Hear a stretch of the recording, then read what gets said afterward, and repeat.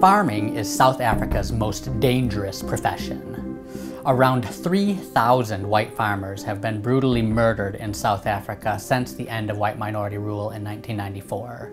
This means that South African farmers are roughly 4 times more likely to be murdered than South African police officers, and 7 times more likely to be murdered than the average South African citizen.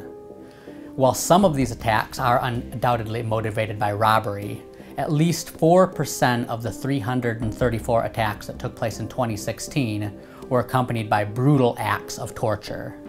These acts of torture were perpetrated almost exclusively against white farmers and are actually part of an organized campaign to drive white farmers from their land. The goal is to drive white farmers off their land and establish a radical communist society. That is why politicians like Julius Malema encourage black criminals to target white landowners. The narrative that white settlers stole black land has been used by South African politicians to justify such land seizures. But is this narrative true? As South African farmhouses ring with screams of pain and terror, we must understand the real agenda behind these farm attacks. South Africa's history is being deliberately misconstrued in an attempt to rally the black tribes of Africa together in a race war against those of European descent. Contrary to claims that white settlers stole black land, the Cape Colony was mostly uninhabited when the Dutch settled there in 1652. Since the western Cape of Africa has a Mediterranean climate, the type of summer crops grown by the Bantu peoples did not grow in this region. The Dutch shared this land with a small number of Khoikhoi herdsmen for several years. Then battles over grazing rights broke out between the Dutch and the Khoikhoi. But the Bantu peoples that comprise most of South Africa's black population today did not arrive in the region until a century later. After King Shaka Zulu waged a genocidal war against many South African tribes in the 1820s, the Dutch began farming the empty land. This is what brought them into contact with the Zulu tribe. In 1832, the Dutch attempted to negotiate peace with Shaka's successor, but the new king commanded the Dutch peace emissaries to be clubbed to death.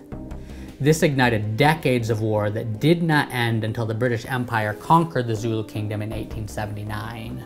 So while the Khoikhoi are indigenous to Western South Africa, the Bantu, the Dutch, and the British are all outside settlers who arrived in the area after 1650. None of these ethnic groups were innocent in the complicated wars that accompanied the formation of modern-day South Africa. But the only people in the history of South Africa actually guilty of attempted genocide are the Zulu. Politicians today accuse the Dutch and British from taking land from the people that the Zulu slaughtered, but this is a bid to unite the nation's black majority behind a socialist government.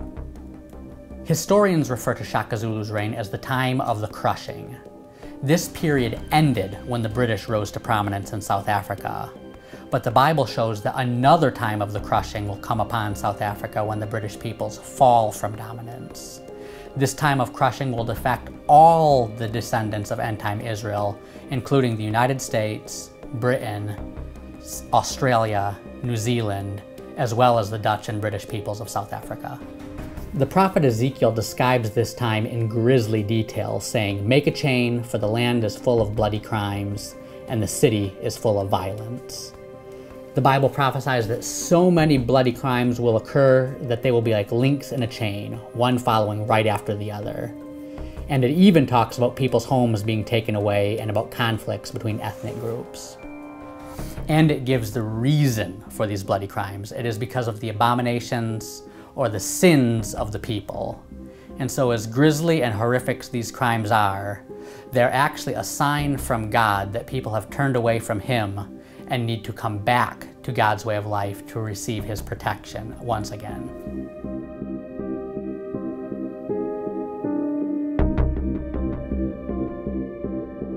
For more information on what the Bible says about South Africa's future, request our free ebook, South Africa in Prophecy.